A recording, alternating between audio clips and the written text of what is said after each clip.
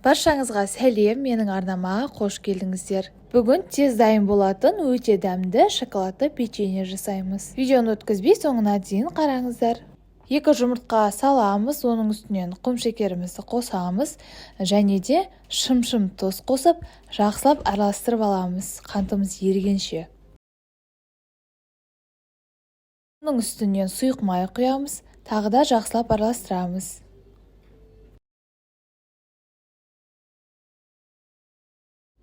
Жүгері крахмалын қосамыз және какао қосамыз. Оны да жақсылап араластырып аламыз.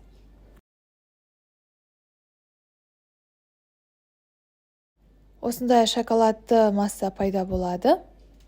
Видеоның жазбаша рецепті видеоның астындағы описание бөлімінен таба аласыздар. Оның үстінен ұн мен қопсытқыш, яғни разрыхлителімізді қосып, алдымен қасықтың көмегімен араластырып аламыз. Сол кезде қолымызға жабыспай, оңай иленетін болады. Егер видео ұнаса, лайк басып, пікір қалдыруды ұмытпаңыздар. Достарыңызбен әлеуметтік желіде бөлісе отырыңыздар. Одан соң қалған ұнымызды салып, қолдың көмегімен жұмсақ етіп қамыр илеп шығамыз.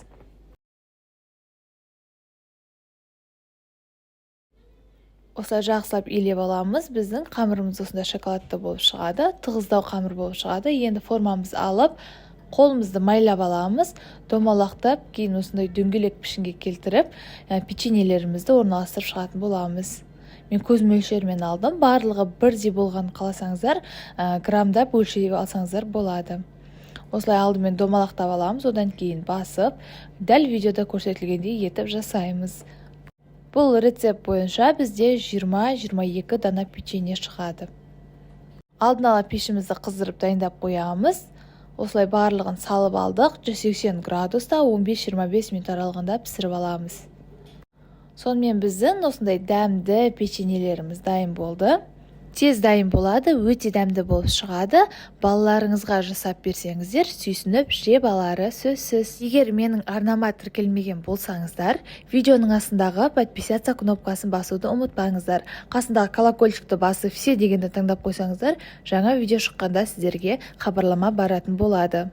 Лайк басып, пікір қалдыруды да ұмытпаңыздар. Сұрақтарыңыз болса қоя отырыңыздар, міндетті түрде жауап беремін.